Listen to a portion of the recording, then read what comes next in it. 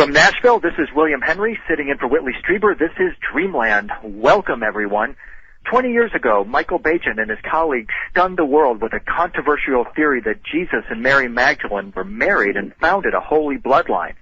His best-selling book, Holy Blood, Holy Grail, with authors Henry Lincoln and Richard Leigh, became an international publishing phenomenon and was one of the sources for Dan Brown's novel, The Da Vinci Code.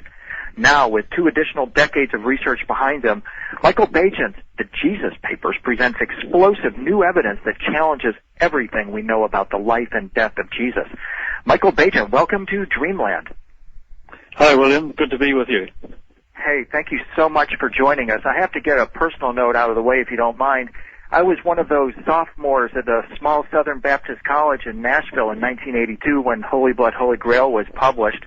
It absolutely changed my life. I mean, I remember I was in a sophomore religion class, and the professor assigned us to review a book whose implications would impact Christianity. And I was fortunate enough to pick up your book, and I wrote a review of it. Unfortunately, the professor flunked me, and he said, "Hey, are you sure you want to go to school at a small Southern Baptist school?" And, of course, I wasn't sure. And I was certain, though, that Holy Blood, Holy Grail had a power pack within it that changed my life. It was like a blast from a supernova, and I'm sure you get the same reaction from millions of others, but I just wanted to begin with a heartfelt thank you for all the incredible work that you've done. I think you've got to be one of the bravest people on the planet right now. Well, that's wonderful that you liked it. I mean, it changed our life, too. It took my life over, sort of grabbed it by the scruff of the neck and kicked it off into the far distance. I had no idea where we were going to end up when we started work on that book, and we just followed the story, really. And, look where it took us. And, of course, the Messianic Legacy followed soon after, which had some of your reflections on it and got in more into detail on one of the subjects we want to talk about today, which is Jesus' connection with the Zealots. But before we do that, I wanted to note that I think that of all the contributions your books make, the single most powerful concept that I derived is that there are really only 2 forms of Christianity: the descriptive religion about the dead Jesus, which mass Christianity indoctrinates people in, and then the pure religion of the living Jesus, which, as you note, can only come from within. So I wondered if we could begin there, Michael, with some of your thoughts on that concept of the true pure religion of the living Jesus. Well, this is the whole point of the book, The Jesus Papers, and I'm profoundly grateful that you've honed into it so quickly. I mean, this is the 1,500 years of cover-up that I'm talking about, that in the 4th century they created this theological concept of Jesus. They made him into a god, a pagan god, effectively.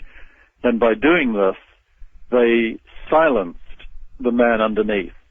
And if you look at the man underneath, you find someone who's teaching in an extraordinary spiritual system which has no gender distinctions. I mean, it's open to men and women. There's none of this nonsense of a male-dominated apostolic succession. None of that's there. He's not claiming to be God. He's saying that everybody has within them some divinity and that they can discover that for themselves. It's experiential, it's individual, it's mystical, it's initiatory.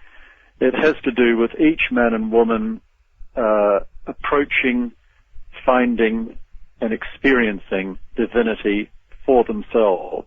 And by doing this, though he's working in a Jewish tradition, this tradition of this individual and experiential approach to spirituality, this tradition goes right across the ancient world. We find it in Egypt, Greece, Rome, and that's why in my book I go on a 2 or 3 chapter excursion, taking the reader on a journey through these other systems so that the reader can become familiar with the techniques and the metaphors used to describe it, because, of course, the events, this kind of experience is really beyond the capabilities of language to express it. That's right, and that's one of the things I so appreciated, especially when you took us to Egypt, because you noted that one of the key things that you have to do when you're in the temples is actually feel them and embrace them. Yeah. And I thought that was such a key statement. So why don't we talk about that just for a moment, because very often when you see depictions of Jesus and Mary Magdalene, there are these holier-than-thou kind of depictions, and often very solemn.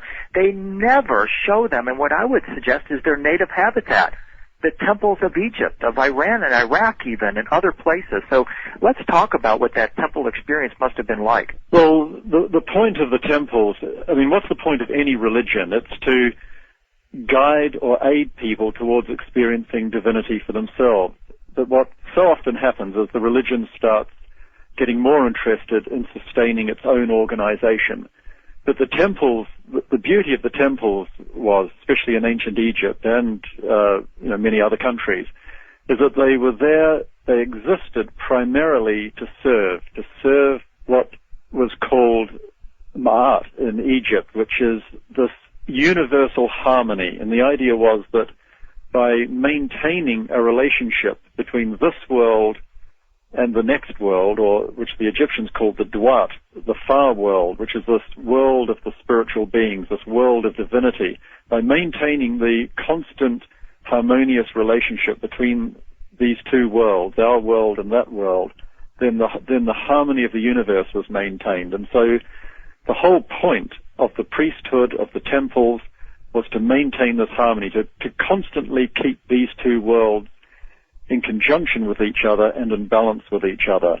And of course, they had techniques, as I explain in the book, for moving from one world to the other and coming back again. In a sense, learning about the world of the dead before they died. This was what initiation was all about. And this is what I believe Jesus was teaching.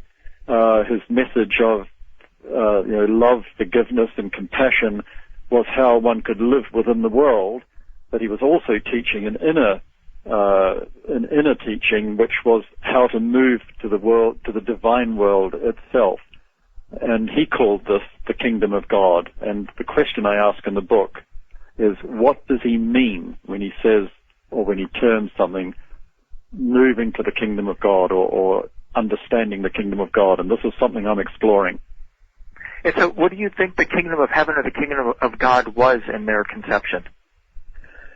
It's his metaphor for this divine world, which is possible to move to if you have the key. It's the same world that the Romans called the Elysian Fields, that the Greeks called Hades, that the Egyptians called the Duat, the far world. It's the world, the spiritual world, which lies behind the appearances of this world, the world that we live in, the world that we move in.